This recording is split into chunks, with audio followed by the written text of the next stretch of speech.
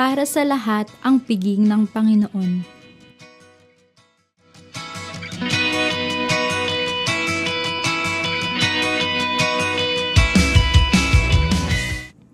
Sa Ebanghelyo ni San Lucas, madalas na ginagamit ni Jesus ang mga piging o pagsasalo-salo bilang isang pagkakataon na makapagturo tungkol sa Diyos at sa mga tao.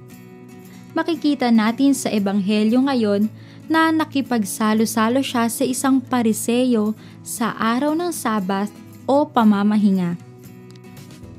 Kinuha ni Jesus ang pagkakataong ito na turuan ng mga dumalo ng tungkol sa kahalagahan ng pagiging mapagpakumbaba sa pagpili ng mga lugar kapag naanyayahan sa isang piging.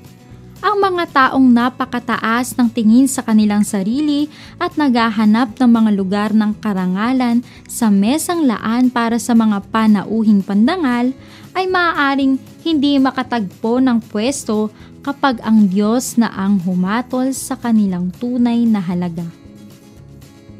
Kapag inaanyayahan ka sa isang kasalan, huwag kang uupo agad sa upuang pandangal. Baka may inanyayahang mas kilala kaysa sa iyo. Baka lapitan ka ng nag-anyaya sa inyong dalawa at sabihin sa iyo, "Maaari bang ibigay mo ang upuang iyan sa taong ito?"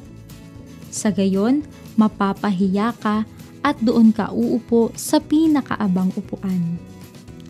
Mabuti pa kapag naanyayahan ka, doon ka muna maupo sa pinakaabang upuan.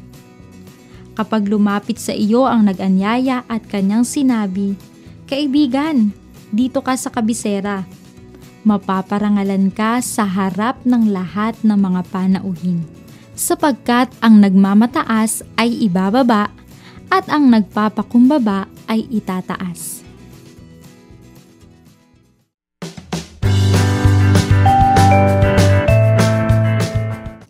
Ayon sa ikalawang konsilyo plenaryo ng Pilipinas, inaanyayahan ang lahat sa kaharian hindi dahil karapat-dapat sila. Kaloob na kaligtasan ang kaharian ng Diyos. Handog ito na kapatawaran sa mga makasalanan. Ito'y buhay na walang hanggan.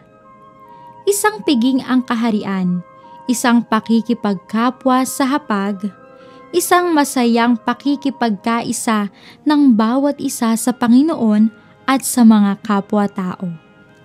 Kapag pumasok ang paghahari ng Diyos sa mundo, nagsisimulang mawasak ang kaharian ng kasalanan ng demonyo at ang kamatayan. Sa makatuwid, walang special treatment sa kaharian ng Diyos. Walang sino man ang maaaring mag-angkin ng isang reserved place para sa Kanya.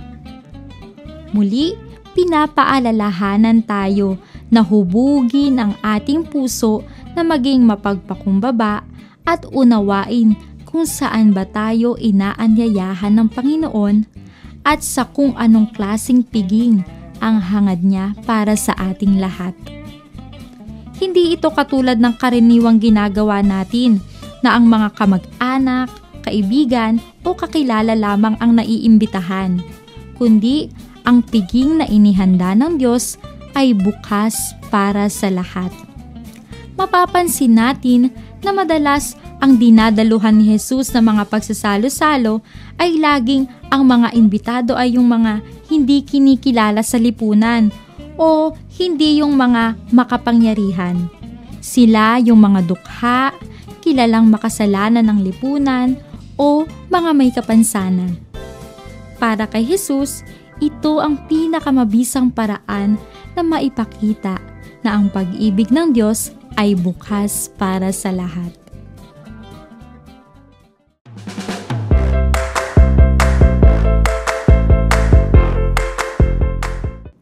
Sa Ebanghelyo ngayon, inaanyayahan tayo ni Jesus na tularan natin siya.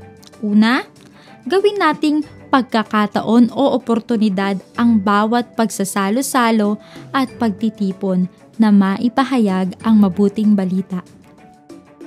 Ikalawa, hangarin natin na ang mga pagtitipon na inoorganisa natin at pagdiriwang na okasyon ay maging kalarawan ng pag-ibig ng Diyos para sa lahat.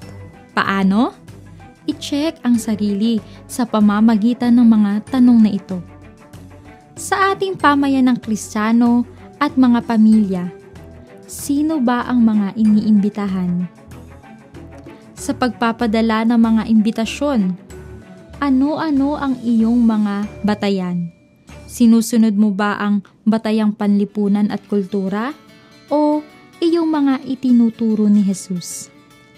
At ikatlo, hindi dapat tayo ang susukat sa ating sarili kung gaano tayo kahalaga o kaimportante. Hayaan nating ang Diyos ang tumingin sa kaibuturan ng ating puso upang makita ang tunay nating halaga at mailagay tayo sa tama nating lugar. Sapagkat ang nagmamataas ay ibababa at ang nagpapakumbaba ay itataas.